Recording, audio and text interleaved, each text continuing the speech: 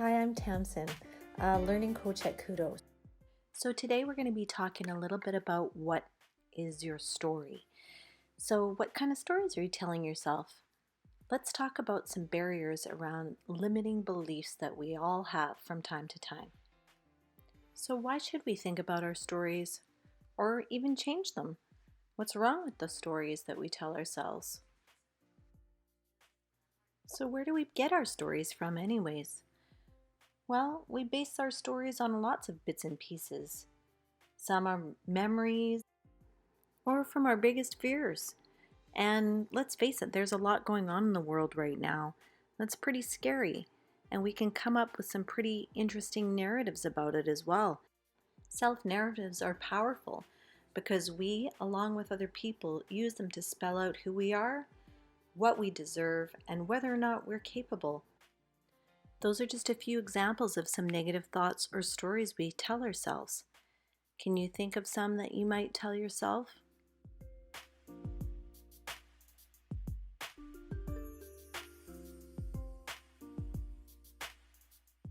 What if you could shift the way you think? So let's chat for a minute about Luke's video. So in the first video, Luke chatted a little bit about getting out of your comfort zone and how anxiety is a lot like deep snow. It does get easier the more you walk on it.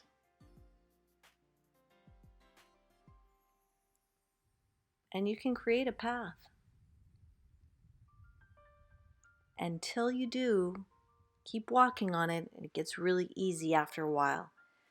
And you almost forget that it used to be that difficult to walk on. That's a good kind of path that Luke was talking about.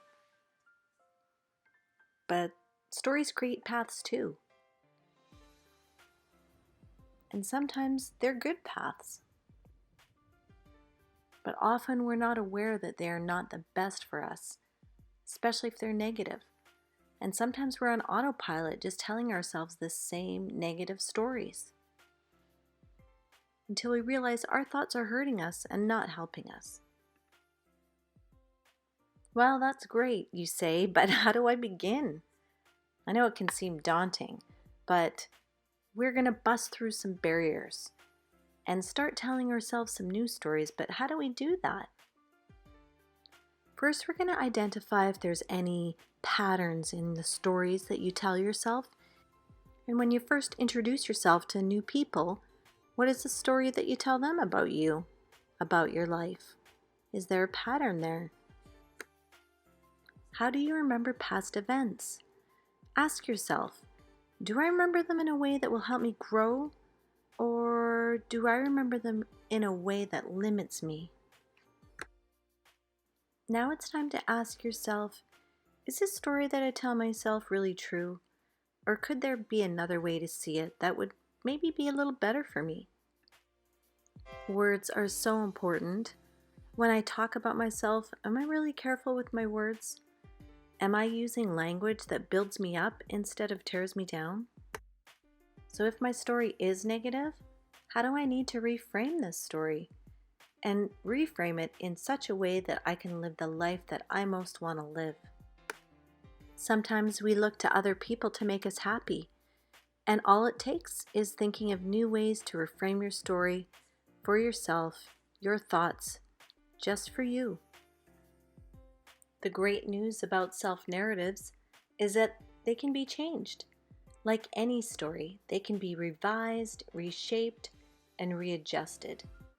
Sometimes we're just one small reframing away from an entirely different story. I hope you can start to see a little bit about the stories that we create can either empower us or send us spiraling downwards. But if your stories aren't serving you, it's okay now to let them go. So you have the power to write yourself a brand new story, one that encourages you and that helps you lead the life that you want to lead.